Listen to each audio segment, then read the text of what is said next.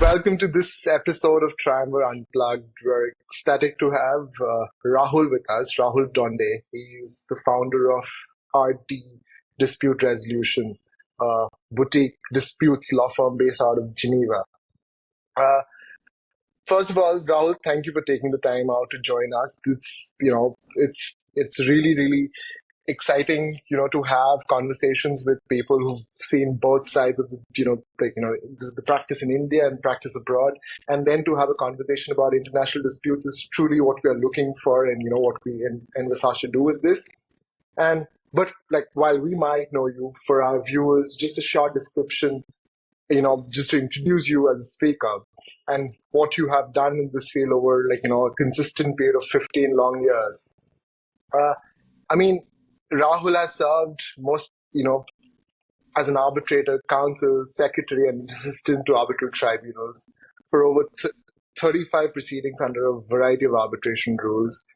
Generally, his expertise spans over natural resources, commercial matters, corporate law, and in diverse jurisdictions. He's familiar with common law as well as civil law proceedings. He is highly sought after arbitrator and has guided several multinational companies through complex disputes, and has continually been recognized as a leading expert by all the regarded rankings. Beyond his practice, Rahul contributes to academia quite frequently. He's an honorary lecturer at the University of Aberdeen, and he edits special issues on dispute resolution and so on and so forth. This is just a very, very short segue into what Rahul does, but we're going to hear from him as to what the career of arbitration is all about, and especially international disputes. Rahul, again, at the cost of repeating myself, thank you for being here with us. And just to start off the conversation, you're someone who has, studied his, bachelor's degree from India, and then, done your, LLM from MIDS, and then, had a career in dispute resolution in Europe, and then gone on to do fascinating things. But how has that journey been? And just to take a step back, why law, and how did you, get going on a career in law? Well, thank you very much for the invitation. I'm very pleased to be here, and this is definitely a format that is important. It's not a format that I'm used to, so I'm happy to experience this for the first time. My venture, I suppose, into law is a bit different than everybody else, because I was very keen on, in fact, becoming an engineer, and I was doing classes for the IIT JEE entrance exam. And then at some point in those classes, I realized that it just wasn't up to me. It just wasn't for me. And then I did one of these career aptitude tests, and it was a whole day. I don't know if you've done this, but it's quite intense. They test you across several different, facets and factors. And I was having this conversation at the end of the day with, the moderator, the supervisor, or whatever. And he said, "There's one thing I can tell you. I commonly don't tell this to people, but I'm going to tell you what you cannot do." And I said, "That's a very interesting way of starting." And he said, "Your idea of, space is zero. You have no idea of spatial recognition is commonly zero. So please do not become or think of becoming an architect, because it's going to be a mess for you." And I said, "Okay, that's interesting, because my sister is an architect." So I was like, "Okay, that's not for me." And what came up was, as number one, what I had the most aptitude for was agriculture. And I didn't... It sounded very odd to me, but in any event, and law was for I think second or third, no, it was third, in fact, down the line. And that's what, funnily enough, got me started to think that, hey, actually I could do the law. Why not? I like to debate. I've debated in school and, in junior college. So let's look at this more intently. And I had a conversation or two with a couple of people, and then I said, yes, I think that looks interesting. And that's what brought me into into the law as general. I mean, I don't have any legal lineage anywhere, even in the extended family. So it was very much the first foray, and I do not regret it at all. You've it's very interesting that you mentioned that there's no legal lineage, and I'll just take I'll take a couple of steps forward and and lose the trajectory of questions and ask you something that we had a speaker shortly before in our podcast who had to mention that yeah, we even I didn't have any legal lineage, so my automatic choice of practice in law, maneuver towards international disputes. Okay, because that seemed to be a more meritocratic field where legacy was not so much adhered to as you would have in other fields, like maybe pure litigation as such. So in international disputes, it's much more meritocratic as such, right? So is that something that you also identify with as a concept? I wouldn't say I wouldn't say that was the driving force for me. I think I Hmm. started getting into international dispute resolution simply because I liked it, Okay. and not so much because I felt orphaned in a way. It was purely out of an interest in it. But even in international disputes, you do have the problems, I would say, or the features of litigation in India. I mean, this is Correct. rampant with even these international law firms in terms of promotions and what have you. It's just a factor of life that you have to deal with. I mean, you can get upset about it and complain, or you can work your way through it, around it. And at least at the international level, you can separate the quality from the I would say lineage very quickly. If you are very good, then you are treated with respect, and then you make it, and people respect you for that. If you are not so good, but you have some sort of legal lineage, then you will carry weight in the community only up to a point, and beyond that, you're simply not going to have the respect from the community. So I say I partly agree with that. So, Rahul, in India, generally, for a large part of the last, I think, 30 years, when you first joined law school and during your entire time in the law school, I think for most people, there are only two options. One is you can either become a M&A lawyer or a EBC lawyer, or you go into litigation. You go into hardcore litigation. Even today, when people do have a lot of options in front of them, when they're very well informed, we do not see a lot of international disputes lawyer based out of India, or a lot of international disputes lawyer who are Indian. Of course, now you are there, and a few other lawyers have made it.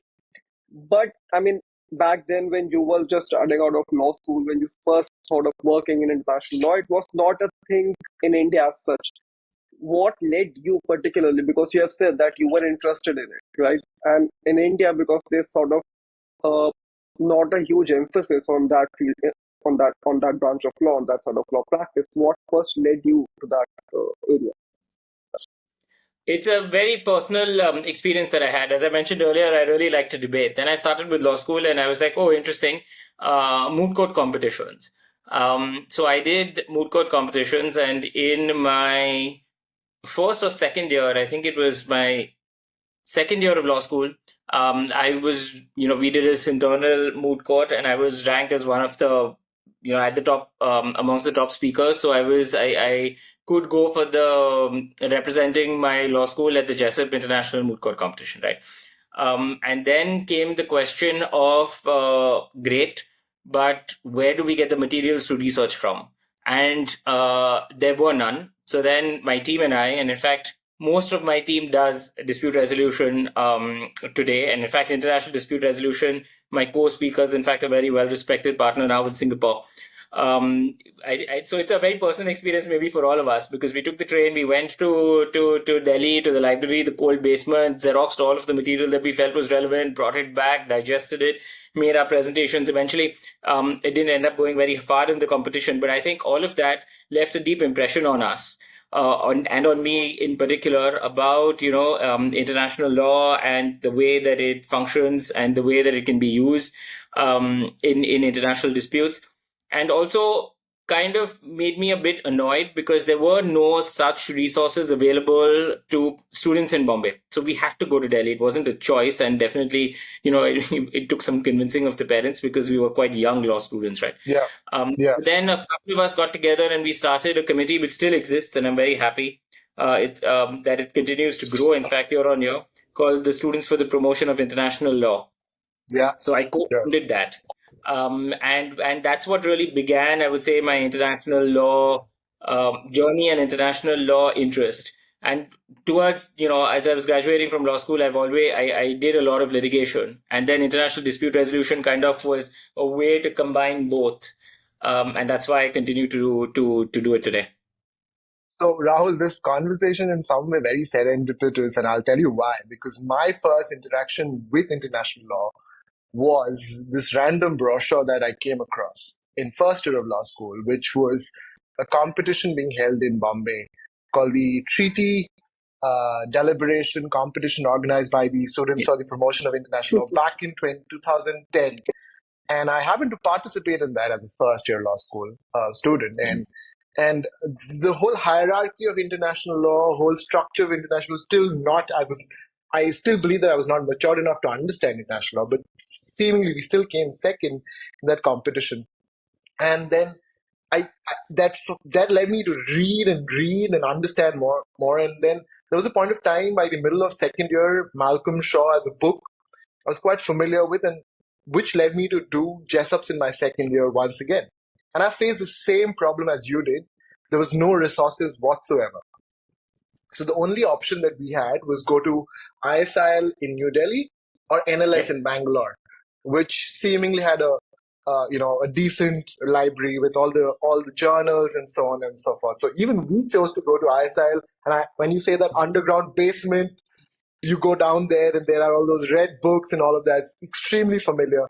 And, that set me up for, made up my mind that, I wanted to do something in this field as well. And and strangely, it must have been a few years apart, but the problem still persists, right? I still think there is a huge lack of, because I still teach in several law schools, and when I go back, I'm still coaching a few teams right now on international law moods, and the resources are not there. It's just not there. So I have to tell them to maybe get a 50-euro subscription of the Peace Palace library, or or something like that, right? So the question is regarding capacity building for Indian lawyers in international dispute, right? So everybody might not be possible to have let's say a foreign education, in international law or international disputes, and then maybe pursue a job opportunity abroad, right? So how, and as you are a leader in this field, at least from the perspective of Indian, people going out and making it out there, right? So how, in your opinion, should we be building capacity in India to start with, in the culture of building this? Because it's only restricted to the top law schools in certain moot court competitions, and that's about it. And there are hardly a handful of firms which do practice seemingly international disputes, right? So in India. No, that's very true. I think there's a big gap between, or rather, the non-existence of capacity is quite stark. I felt it when I was in law school. It's gotten better since then, but it does exist. In more concrete terms, what we can do, I think there are a number of things. Because it's us now that have been abroad, that have worked, studied abroad, that can really, it's incumbent on us to kind of go back and give back. So I try to do that. I've tried to teach whenever I come back to India. I've taught at a couple of universities. I think that's important. Also through organizations, like, for instance, 𝐂𝐸𝐤𝐸𝐿, and at one time I was the global events coordinator of 𝐂𝐸𝐤𝐸𝐿. We organize events in jurisdictions where exactly there is this capacity building required, right? So we did, for example, in Bombay and in Delhi, we did a workshop on drafting a request for arbitration. something very simple, which otherwise, junior lawyers don't have an exposure to. And we looked at, the ICC rules, the SIAC rules, the LCIA rules, explained the differences, the operations, and that was a Correct. comprehensive thing. We did another workshop on cross-examination.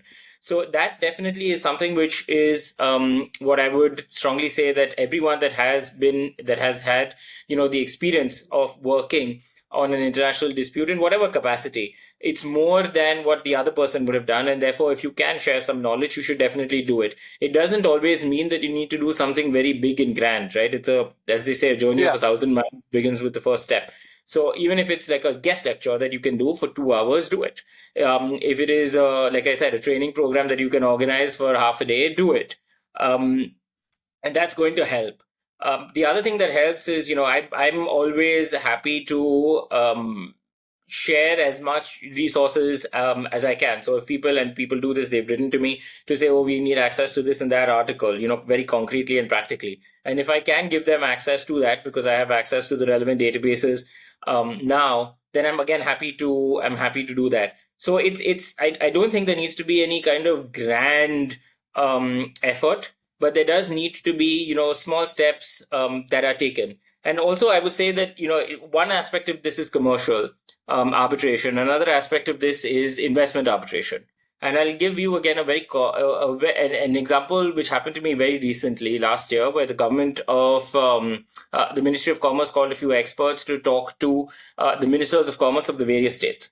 And we did a 2-day very intense training program for them, explaining, commitments in India's investment agreements and a negative list, a positive list, and all of those things, the interactions and all of that.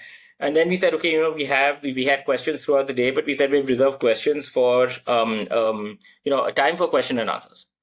And now both the days had happened in English, because all of these disciplines are mostly in English. And we had a few questions, but then there was a bit of a lull, as there usually is. And then one of my co-speakers understood the room very quickly and says, we can feel you don't have to ask us questions in English. There are multiple language capabilities in this room, and we're happy to answer. I can answer questions in this and this. And I said, I can answer questions in Hindi, Marathi, English, Gujarati. So I'm happy to do it. And because we gave them the floor to ask in whatever language they chose that we could understand and respond in, we had such excellent questions that came. It changed the entire tone, the tenor of the entire event. And you could make out that there were some things that they had understood and some things that they had completely misunderstood. But when we think about, doing this capacity building, like I said, it doesn't have to be anything which is very grand, but what it does have to be is something which is very tailored to the Indian mindset, right? You have the ability of people to, especially Indians, to quickly understand a situation, but they might not be able to express themselves. And you need to be able to adjust to that. So it is a problem. It continues to be a problem. But I think we can, and we already are in an extent, trying to overcome that by taking small steps. And it's really us now that are in this international community to do it. And I would encourage everyone to do it in whatever small way. So Rahul, capacity building of late is something that a lot of people are attempting to do in India. A lot of people are trying to give back to the community and sort of make it easier for the next generation. But see, at the end of the day, capacity building can only take you so far. And when we talk of law, there's a lot of weightage which comes with perception, right? Perception building. And when we specifically talk about international law, it's very rare that you have law firms based out of the global south, Asia, for South Asia, India, who are actively participating on international mandates as the lead counsel. I mean, yes, there are a lot of times, when Indian firms, for example, are the second counsel or they're just the briefing lawyers. But it's very rare to see someone be the lead counsel. And I mean, no matter how much capacity you build as an international lawyer, it's always a difficult step to convert capacity building to perception. To take us to a point where an international client who has a dispute which has no relation with Indian law or with Asia, choose an Asian law firm or choose an Indian law firm, right? How do we bridge that gap? it will take time. It's a very big ask, but No, for if that you matter, have to start. even even Indian clients who've been, with us for, Absolutely, yeah, yeah, several years, yeah, and when they are faced yeah, with yeah, the predicament of an international disputes, and when I yeah, say international disputes, I mean investment treaty arbitration, yeah, and Yeah. we do all the pre-dispute advisory, yeah. etc., So etc. that's All what of I that was is coming very to. good.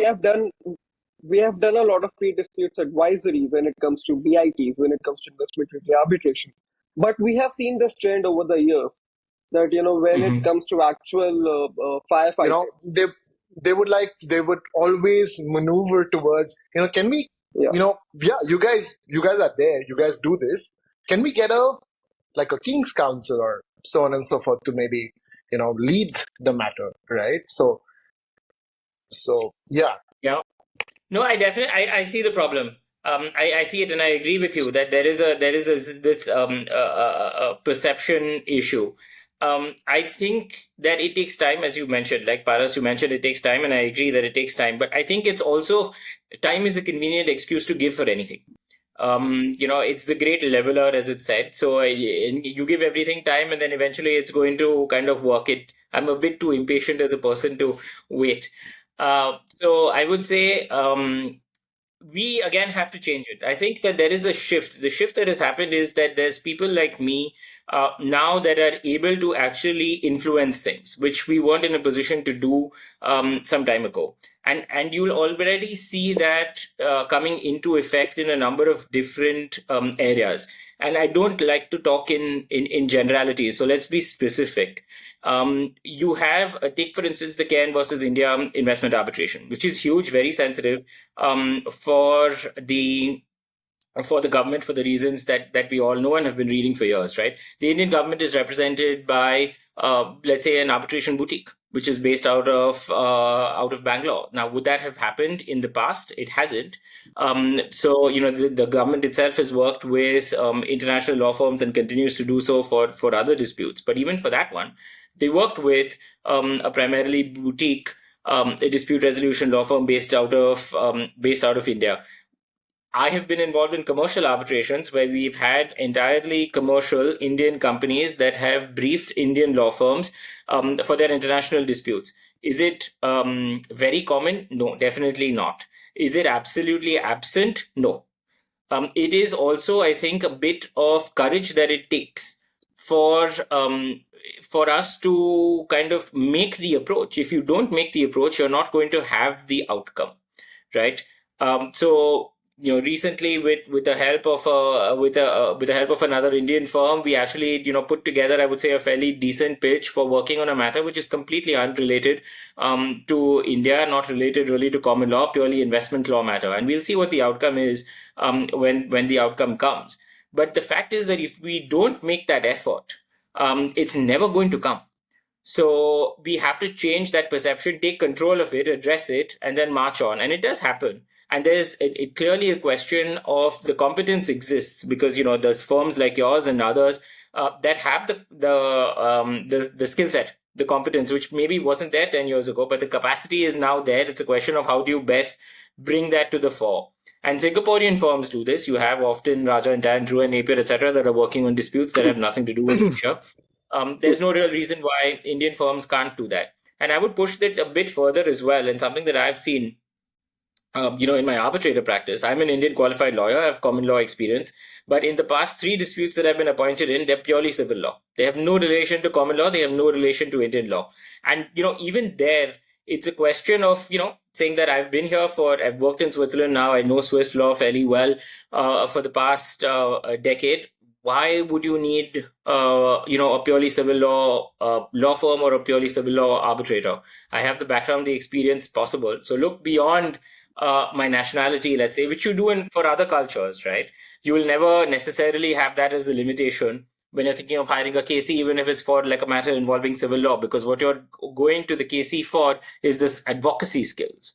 So the same Exactly. way you need to look at firms on the basis of their competence and Yeah. not on the basis of where their place of incorporation might be or their place of main business. So it is happening. Again, I'm not the only one. I'm not the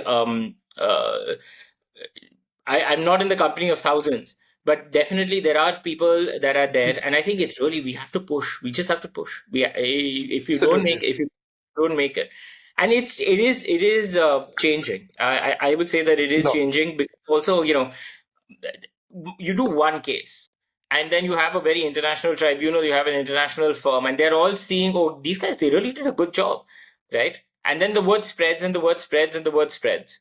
So even if it's that one case, like I said, I mean, I'm a big believer in small things. So you do the small, it'll snowball, it'll mushroom into a bigger thing.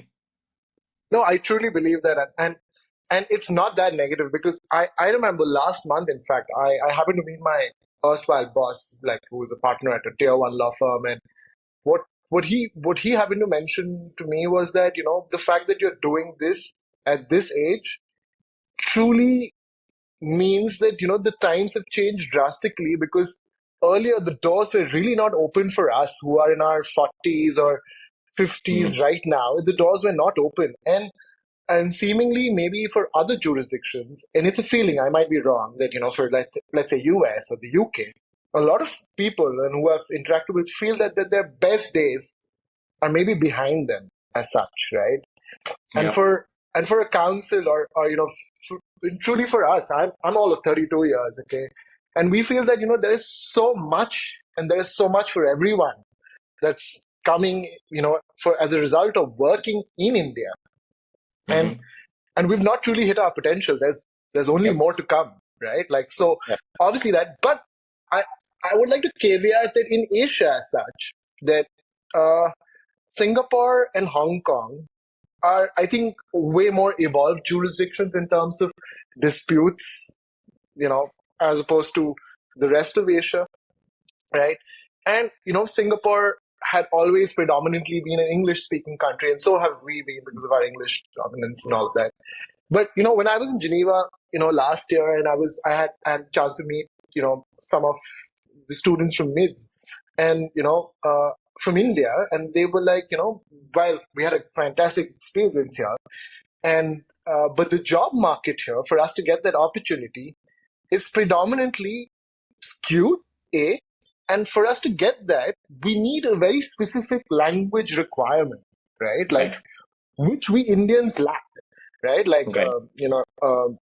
yeah. So it's mostly either been German in Switzerland. I've seen a lot of there are requirement for German speaking lawyers. there are Uh, 4 languages, I yeah, believe, in Switzerland, right? So Right. yeah. So There's 4 languages in Switzerland. The language requirement is difficult, and I feel what you're saying. It was more difficult for us in the past because we were kind of forcing that door open.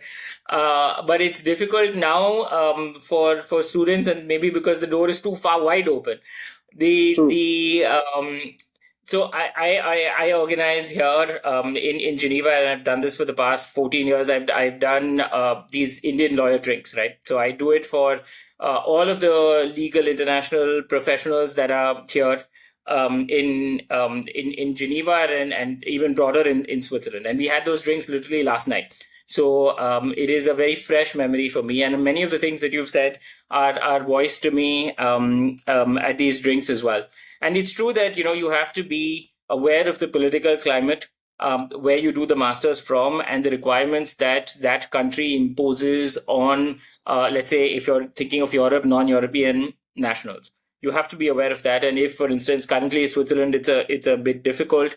Other countries like the UK, etc., are just having this election process, so nobody knows really what's going to happen. You have to be aware of that.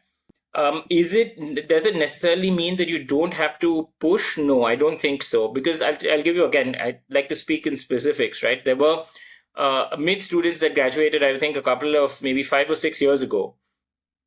And one of them managed to get a job in an international law firm in Frankfurt.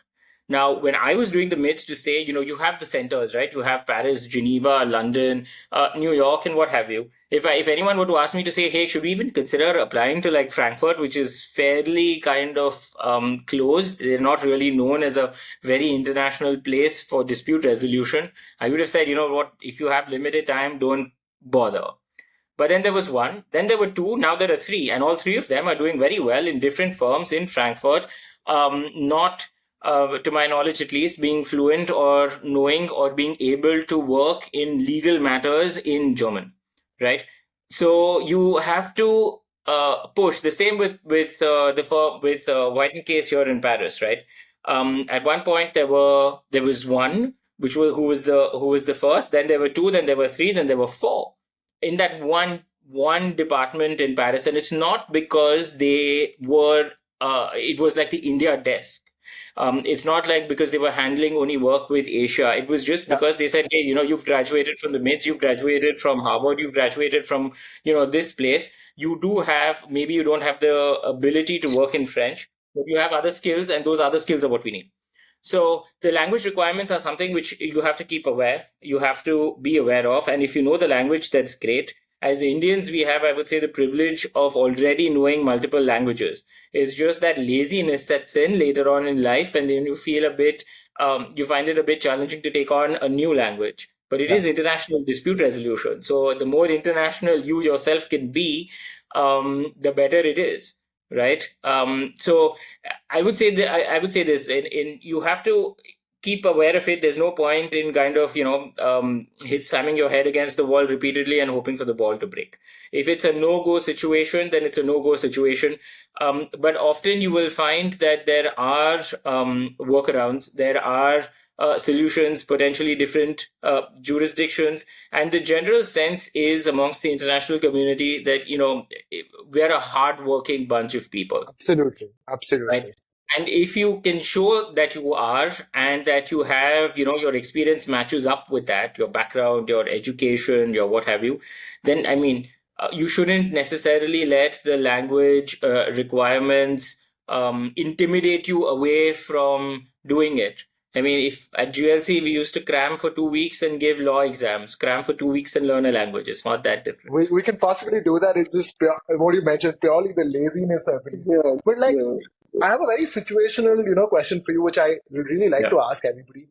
If you were a law student right now, graduating from law school in India right now, let's say from Bombay, wherever, right, and faced with the predicament of making a career in arbitration, right, international disputes, right, how would you look at it?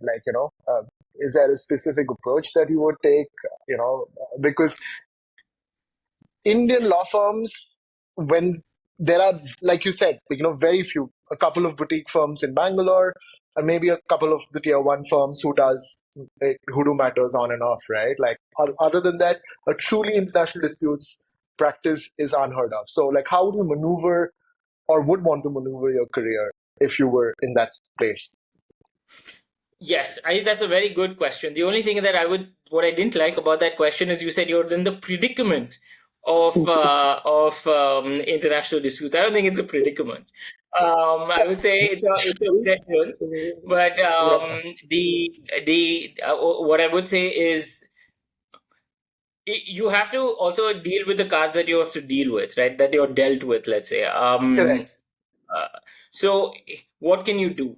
If you want to do international disputes and you're a law student, the first thing I would say is get more involved in the international dispute resolution community. And that is very much easier now than it was in the past. Yeah. So you have multiple young arbitration associations that charge nothing of their members, that are very open to hosting and supporting monetarily as well as otherwise events in different jurisdictions. So get more involved. For instance, even in Bombay, the MCIA in Delhi, the Delhi Center, you have a number of these, associations that are running now training programs, that are running courses, that are running conferences.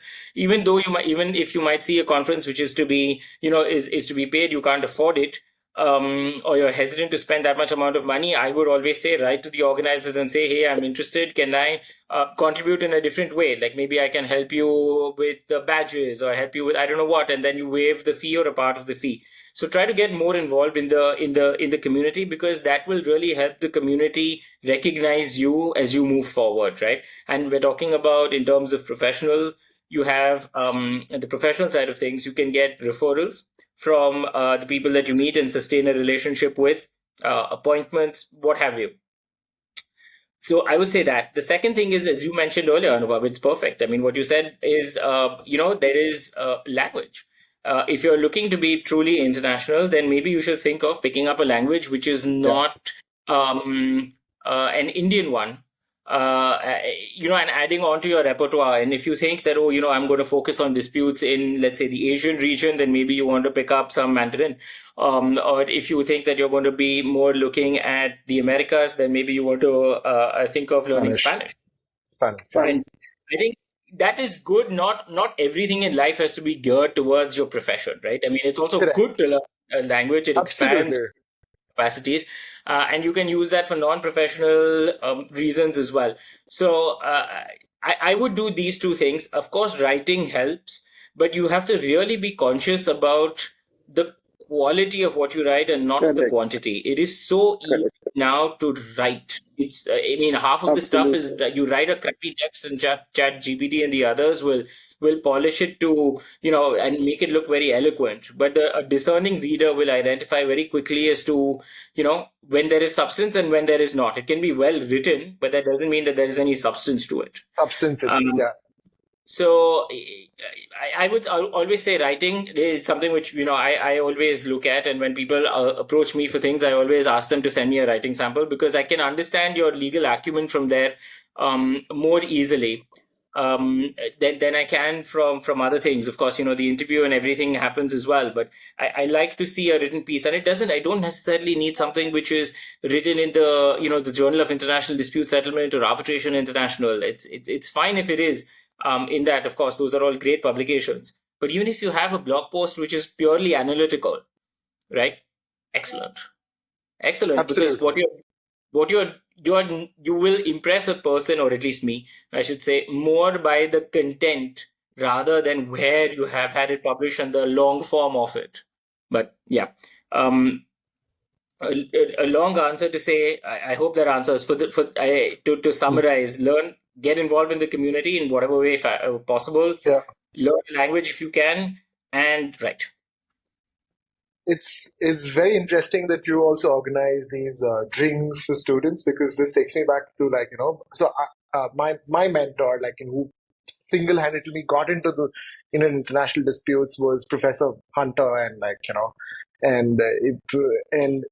whenever he used to come to India, or when we were at London at the Essex Court Chambers, he used to, every Friday without fail, in Covent Garden at that same bar for the last 60 years, he held he had the barber clinic. That's what he used to call it.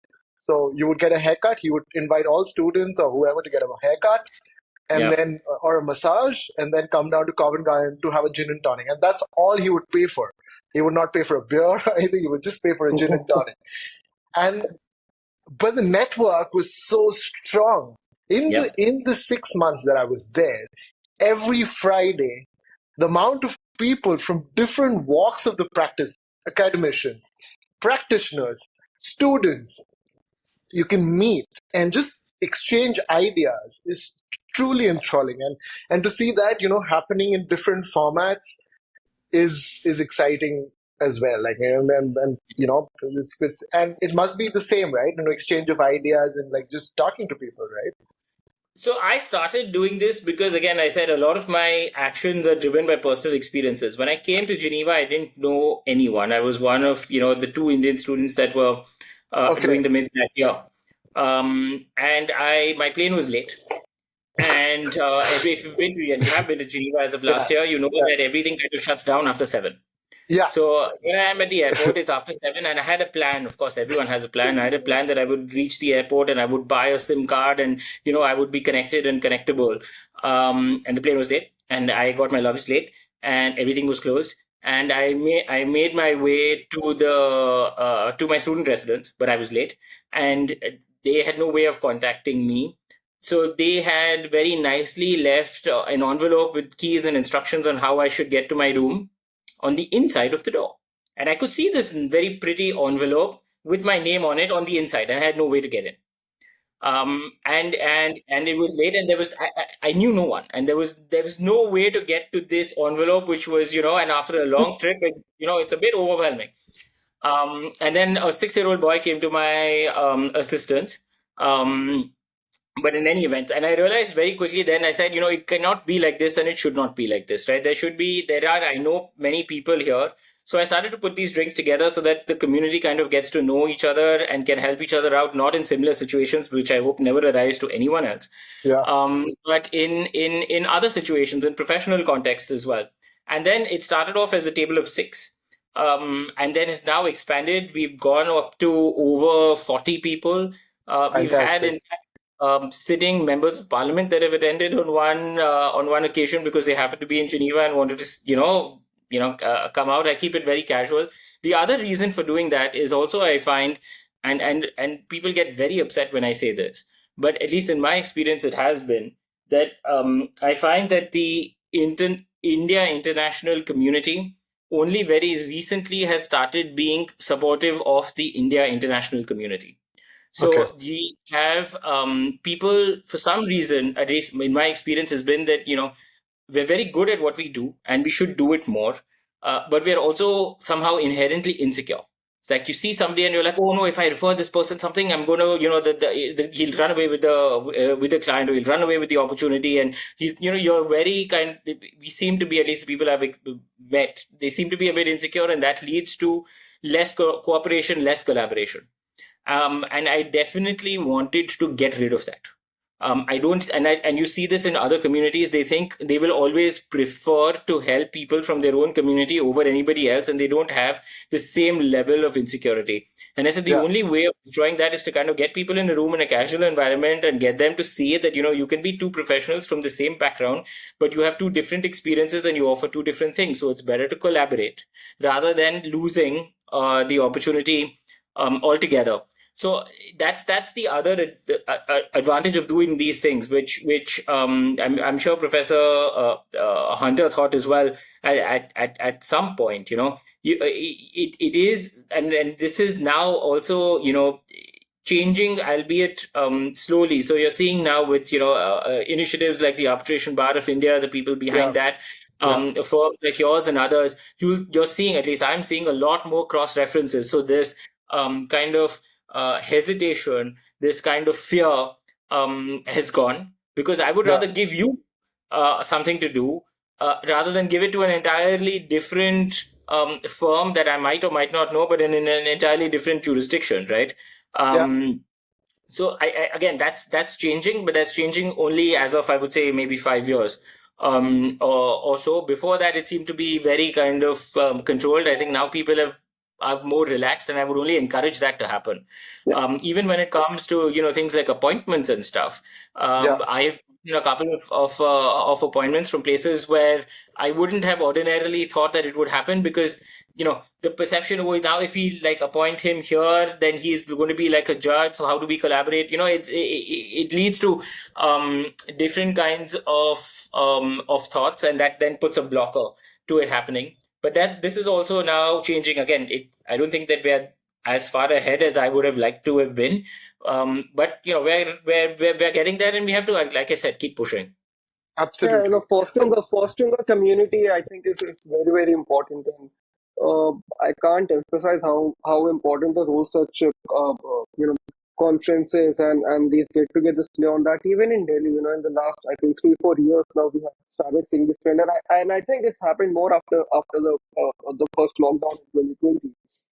Now we have 3 or 4 global conferences or global events focused on arbitration or international law in Delhi every single year. And the more and more you attend these conferences, 80% of the times it is the same people who are now forming a very, very a close collaborative community group, and there are a lot of cross references. We have had the advantage of that as well. And I think, like you said, I think we are slow. It's a big task. That's how the conversation started. But we have made huge strides in the last 4 to 5 years. The last 4 years have been amazing, I think, for Indian lawyers who want to, create a career, a practice in international law. And I can only imagine that, the next few years should be even better. I mean, that's been the general perception. I think Anubhab and I also speak to a lot of people about these things every other week, and the general perception has been like that. that the next few years are Yeah. going to be great. And I No, think, strangely, It shouldn't lead to complacency. I think that's the other. absolutely. The true. last thing that you want to That's happen the, is that now yeah, this, as you mentioned, you have the same kind of people that are speaking at all of these events. You don't yeah, want that loop to close, Yeah, because that is the fear that happens. And I can tell you very clearly that there are people that think that loop is already closed, because you see the same people, the same firms yeah. in most of these conferences, and you just take the branding away, right? Today it's an NCIA, Mhm. tomorrow it's an SIAC, day after tomorrow it's a Delhi Center, you have the Delhi Arbitration Weekend, or whatever it may be. You have like a roster of people, and then they kind of alternate. Yeah.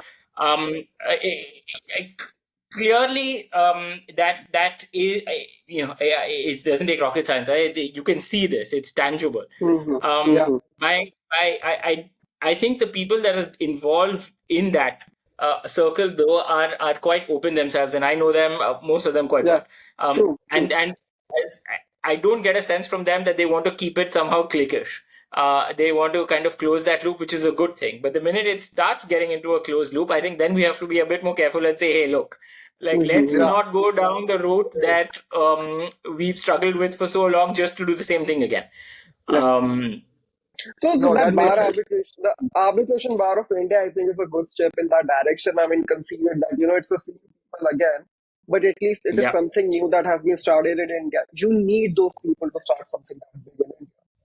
But now that is You there, need I to have think, a pressure. You need to have an organization that can put pressure. I correct. think that's right. And there are decisions sometimes which are very difficult to explain, right? And you need to have some sort of a body, an association, an entity Mhm. that can explain those situations. Like, I'll give you another personal example. When I came to Switzerland, the only thing that people knew about India is, oh, public policy, oh, public policy, oh, public policy. You can challenge an award on everything and Yeah. anything under the ground. Public Enforcement policy, is yeah. an issue, and this is a big issue. This is a big problem, and therefore never India, never India, never India. Now, if there had been an association or a body that could fight that perception, and it's easy to do in every conference that you speak at, you say that yes, there is this, but then also there was, empirical research that was done by other firms, in fact, based out of Delhi, that said that, look, this defense has not really been taken, and even if it exists, it's not been very successful. So, there is another side of the coin as well. Then I think that the perception of arbitration, especially, and international arbitration in India, would have changed a lot. And you have Yeah, these kind of focus groups in London. You have them in Paris. So it does exist. So I'm happy that the arbitration bar of India can kind of push back against this. Now, take the latest thing, which is over, is the Supreme Court's The let's say DMRC judge, I think. curative Yeah, yeah, exercising yeah. its curative Yeah. powers, right? Which will True. give anyone, and as a practitioner, as a counsel, advising international clients, it is something which causes pause, because everyone wants to know, when is the full stop, when does it end? Okay, you can understand it to a point. If it's going to be an end after 5 years, an end after 10 years, an end after 15 years, but then there has to be that period at the end of the sentence. And then it's hard to do that when you have this exercise of curative powers, right? When does Yeah. that come? yeah, But then you have the Arbitration Bar of India, which has been composed. You have Mr. Banerjee that goes on in these international conferences and that says, hey, look, let's not blow this out of proportion. Let's look at what the court actually did in the context in which it did it. You might not be able to understand it, but there is some, at least, logic there, and it is unlikely that it will replicate, because the facts are quite unique in that particular instance. yeah, And yeah, then that leaves people that are in the room from all over the world with some sense of, yeah, okay, this thing we don't really get, but look, there might be a reason. And they're not immediately switched off to it, right? So if somebody comes to them tomorrow and says, oh, can we do this in India? They're like, no, no, no, no, no, you can't, because you'll never have a full stop. But they'll be like, yeah, okay, we need to check. And that's already a victory. So from that perspective, I think the ABI is a very good is a very good initiative, and there are people that truly understand the field that are there. That's the other thing, right? You need to have people that are there. It does not help, and I can be candid about it, that the Arbitration Act has been amended as many times as it has been. I mean, people cannot comprehend this. In this jurisdiction of Switzerland, the Yeah. the PILA was amended after 24 years oh, in a okay, minor almost fashion. And yet now between 2014, 15 to 24, people have almost lost. It's become like a standing joke almost. Oh wait, isn't your arbitration legislation being amended? Oh, ha, ha, ha. When was it last amended? Was it 2 years ago? Was that the third amendment or the fourth? Yeah. You see, I mean, strangely, there's a series of 3 books. I'm forgetting the name by Fali Nariman about the history of arbitration, which he released during the pandemic. It's a set of 3 books. The first book is essentially about the history of arbitration in India, and then he does a statistic analysis till 2020, and he counts that till then there have been 229 iterations of arbitration in India. yeah. So, But that point about sorry, continue. Yeah. So, I mean, well, that is fine. And, I've read at least 5 articles which have seemingly the same headline about arbitration in India: 2 steps forward, 1 step back. One Yeah, step And back. it's Classic. and it seems Yeah. that this just seems to be continuing. While, the arbitration bar is a truly welcome, change, in the whole ecosystem. But then again, I know it might not be affected. Then the government comes up with the PSU arbitration notification, which says that, hey, you know what? No arbitrations, just mediation and conciliation. And it's bizarre for a country which is aiming to be, an economic superpower, get more investment, and I mean, it just does not. There are certain things which always add up, and then something happens which just seemingly, destroys the whole thought process of what it should have been, right? But I mean, I know think when it comes to arbitration in India, I think the problem is first, the original provisions have been half-baked. Then the Supreme Court comes up with a judgment. Then there's a conflicting judgment. And then there's a third judgment that sort of resolves the conflict. And then the act is amended to reflect that decision of the Supreme Court, right? Then sometimes what happens is you bring in a provision which is seemingly with good intentions, like Section 11(6)(a), that, at the stage of appointment of an arbitrator, the court is not required to look into the merits or go beyond examining whether there's a valid arbitration. Now, that provision has been deleted in the 2019 amendment that has not been notified, right? So you bring in good provisions and then you take them away. Then there's a point about public policy that you mentioned a short while ago. Now, I also read this one article, Rahul, which said that that curative was exercised under Part 1 does not have anything to do with international commercial arbitrations or enforcement of foreign arbitral awards in India, and therefore the foreign investors, the foreign companies should not be worried. The problem is that the ground of public policy is also ground under Part 2. And when you bring in something as subjective as perversity under Part 1, any smart counsel would seek to make that bridge between Part 1 and Part 2 and said, see, public policy has been interpreted in a certain way, right? I think the entire problem with that ground of public policy is that it has not been defined as well as it should have been. There are certain guidelines, obviously, in the proviso to that section, but I'll give you an example. In the Indian Contract Act, there's a section 24, I think, 21 or 24, which says that certain actions or certain contracts would be voidable, right? And it then lists out conditions under which it would be voidable or it would be void. And it specifically says that these situations would amount to violation of public policy of India. So when you're dealing under the Contract Act, you have a very, very, very specific canvas under which you have to examine public policy. When it comes to Arbitration Act, even though you have perversity originally is not a ground under the proviso. It has been brought in now. So, even it is in a very domestic context, it can still be imported into Part 2, and it will always, I think, it is sort of a self-pull, and it does affect the perception, because we have talked a lot about perception, right? I still see contracts with and substantial contracts worth several crores, 100 crores, where the sole arbitrator will be the chairman of the, of the company. Yeah. And it's still there. Even it's still there. Still there. Yeah. No, I mean, I get it. I'm not, you can't contest anything that you guys have said. Huh? It's true. It's true. It's 100% Yeah, true. Give me, though, I always say this, give me a jurisdiction, I'll give you a problem. yeah, Choose one. yeah, Choose one. Choose True, Switzerland, I'll true. give you a problem. Yeah. Choose France, correct, I'll give you a problem. Choose correct. London, I'll give you a... Take the most proactive arbitration jurisdiction in the world, whichever one you think, Yeah, and there will be a problem. There is not one where there isn't a problem. Side note, good that there is, because otherwise all of us wouldn't have a job. So the True. fact that there is a problem, I think, exists everywhere. Yeah, yeah. correct. Question though is, look at the difference in the way other jurisdictions market themselves. Absolutely. And this is where we really suffer. So Yeah. it Yeah. is very easy to go to an international conference and say, oh, public policy, look at how it's huge, blah, blah, blah. Very easy. And I would be very happy to be in a conference where you would have a French arbitration practitioner that says, hey, look at what the Cour de Cassation has done. Hey, look, this is what the Cour d'appel has done.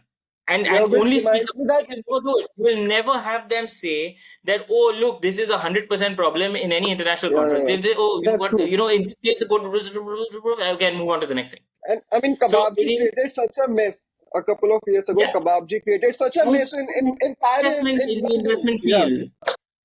So many of them, but they are not touted as being the flag bearers of that jurisdiction, Absolutely. right? Absolutely. So I mean, you say, I mean, like I said, I'm not contesting anything that you guys said. It cannot be contested. There are Yeah. definitely problems. Yeah. This appointment of a sole arbitrator, let's say the unilateral appointments, right? Definitely a problem. But I mean, arguably also in the US, you have these mass claim arbitrations or the mandatory Correct. arbitration that you have, which is also equally, if you think about it, in some respects, abhorrent, right? You would be like, wait, but how can this be? So I would say that the first thing that really needs to be hit, I think, and all of us will agree, is that no one is saying that you have to paint a Mona Lisa all the time, right? You could have some marks on that Mona Lisa. Maybe she's not smiling as perfectly as she's said to smile, although I don't find anything impressive in that painting. But anyway, True. I think all three of us are on the same page when it comes to yeah, exactly. I mean, it's whatever. The idea is you don't have to always though paint a negative picture. It is easy to do, but changes are possible. And look, especially in the Indian ecosystem, when you have had so many changes over the past couple of years, my only grouse is that you can't keep changing it, because then there is no stability for anyone. Absolutely. And what happens is, it's very hard then to say, if it's bad, then you can say it. It's bad. Here's the issue. Here are the potential ways out. That's where we come in, right? Right. But if it's continuously changing, you're like, oh, I don't even know what the issue is, so I can't even tell. Maybe this, maybe that, maybe this, maybe that, and then you're like, that becomes a bit more problematic. I think there are good strides made. I think there is a good stride. And it doesn't always also, it's a very contextual thing. What I don't like is the metric always being what these proactive so-called arbitration jurisdictions have done. Oh, they've changed their legislation. We have to now regulate public policy. No, the problem that you have in India is one of timing. The problem that you have in India is, this lack of control that councils seem to put on the arbitral tribunals in the ad hoc context, which is sullying the reputation of international arbitration, or rather even domestic arbitration in India. So address that. Okay, maybe there's a problem in unilateral appointments. Other jurisdictions don't have it. But what is your number one concern here? Address that first. And I think, imposition of this time limit and things like that, when there's huge hue and cry made, but how can this work and how will this be practicable? It's not practical, especially when you have these multi-million, billion-dollar arbitrations. I was like, yes, sure, but it is working, and I hope that it will work. And we're talking in the past now. At the time, I was like, yes, but there is a real problem here. Oh, people say, oh, you are in India, you always hire retired judges. I said, yeah, so what's the problem? You have retired judges being appointed all of the time in the UK. No one complains. What's the issue? The issue is with the process and the absence of restraint on the process. Deal with that. And for instance, I say the NCIA rules, the DIA, the Delhi Center, other institutional rules that are applying in India have dealt with it. And Correct. in fact, I've told the people. Again, I don't like to speak in generalities, right? So I've sat at the NCIA and I've told them themselves. I said your rules are really useful because as an arbitrator, it allows me to go back to the parties and say no. No, you will not do it in this fashion. It is not required. It is a bad process unless there are good reasons. Okay, in which case, convince me. But no, and I can rely on the rules for that. So if you, the idea that one should just slavishly follow what the so-called proactive arbitration jurisdictions have done, I think is a bad one. I think the problem really needs to be addressed is what are the grassroots issues. This notification that you mentioned, Yeah, it has caused a lot of consternation. But if it were even 3 or 4 years ago, that notification would still exist, just no one would know of it. absolutely. True. Yeah, Absolutely. true. So, That's good. Rahul, my takeaway from this particular part of our podcast is that, at the end of the day, it's not the jurisdiction that matters as such, uh, but there has to be a certain finality to things, to processes, whether, we are talking about development of law, amendment of statutes, or we are talking about the arbitration process in itself, right? You cannot have endless appeals. Uh, Yes. the parties are always, I think, more comfortable when they know. I mean, see, you will always, no matter which sort of arbitration you are doing, it could be interstate arbitration, it could be investment treaty arbitration, it could be commercial arbitration, domestic arbitration, sports arbitration. Any sort of arbitration will always give you one appeal or two appeals, depending on the jurisdiction. It becomes a problem when after those appeals, there's still a lot of discussion in terms of how you can get around the award. Right. So it's not, I think the problem is not as such with the institutions or the processes or how they are applied in terms of developing a regime or jurisdiction as an arbitration hub, but the fact that you cannot say for sure how much time it would take for you to receive your money if you are successful. And I think the problem is that Indian lawyers in that sense are very creative. And I have a very good example of that. Again, it's an investment treaty arbitration. It's a famous arbitration. India lost everywhere in that arbitration. They've lost in Singapore in appeals. They've lost in US in appeals. But in India, they challenged the very acquisition on the grounds of forgery, and they got the company dissolved. And that was the end of the award of the proceedings in India, which is surprising because I think in India they also lost the challenge to the arbitration award, but they were successful in getting the judgment, the award holder. They were successful in getting that company dissolved. So the Indian lawyer is also very, very clever when it comes to going dealing with the system. I think yes, my takeaway is that if you can ensure a certain finality and stability to the law and to the proceedings, I think we can make great strides. Absolutely. I mean, at I least we fully can be a agree. regional hub. I mean, South Asia.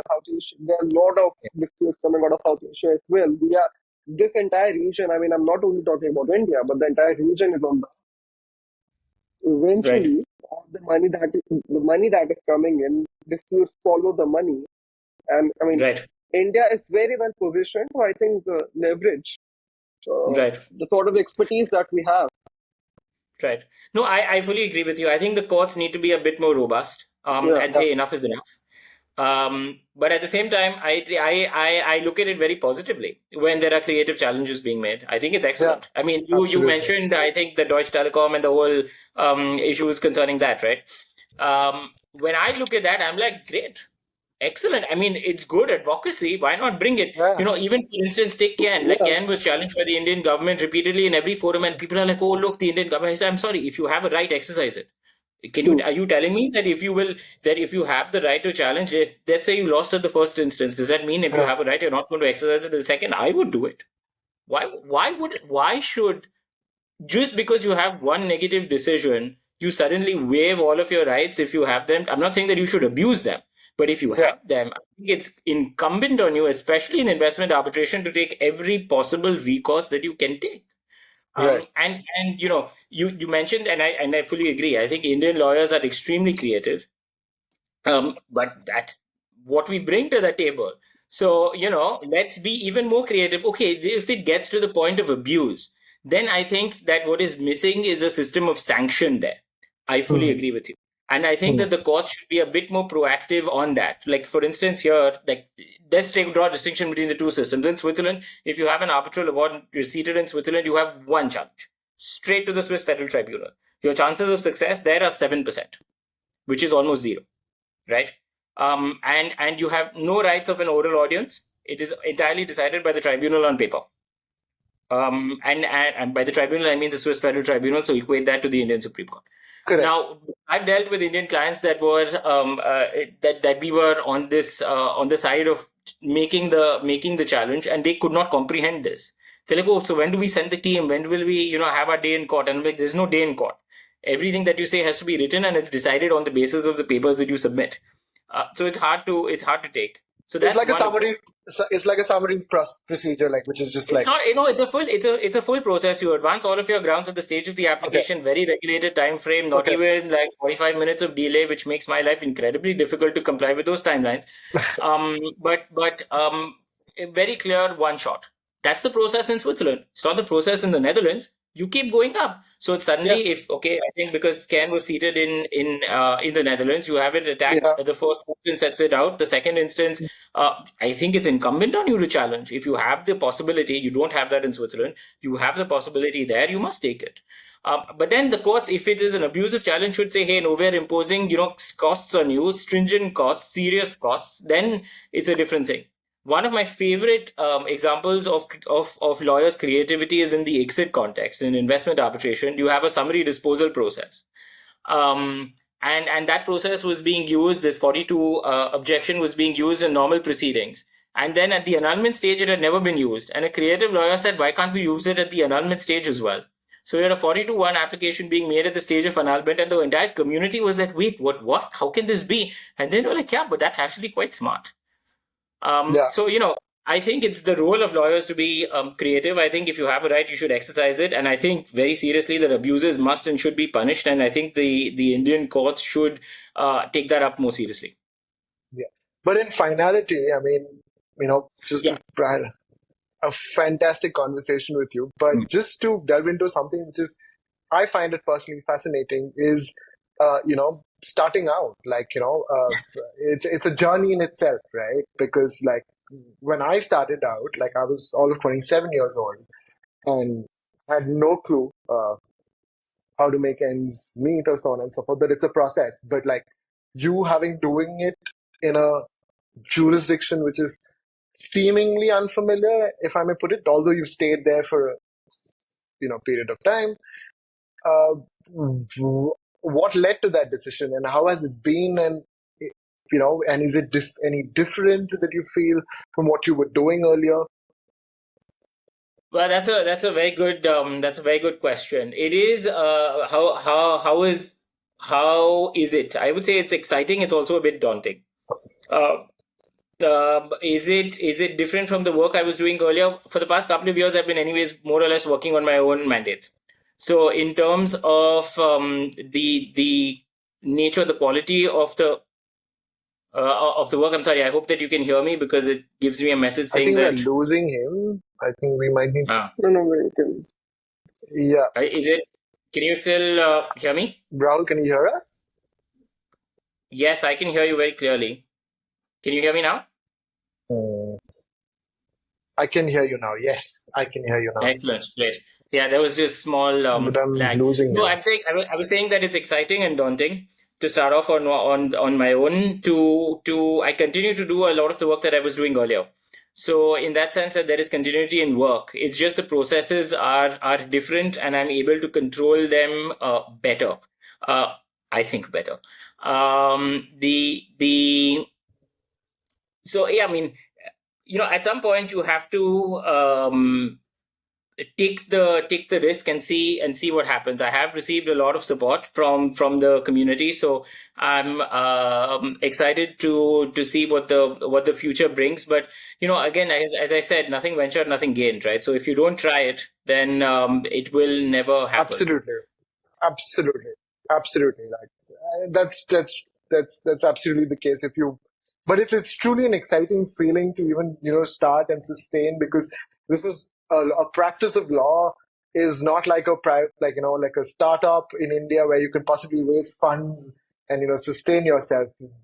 You are the investment, and you raise investments through you, and you grow sustainably, and it's truly fascinating, and there's nothing to lose as such. But yeah, Rahul, it's just been a fascinating conversation with you, and thank you so much for taking the time out to speak to us. No, my pleasure. It's been fun. I've enjoyed it very much.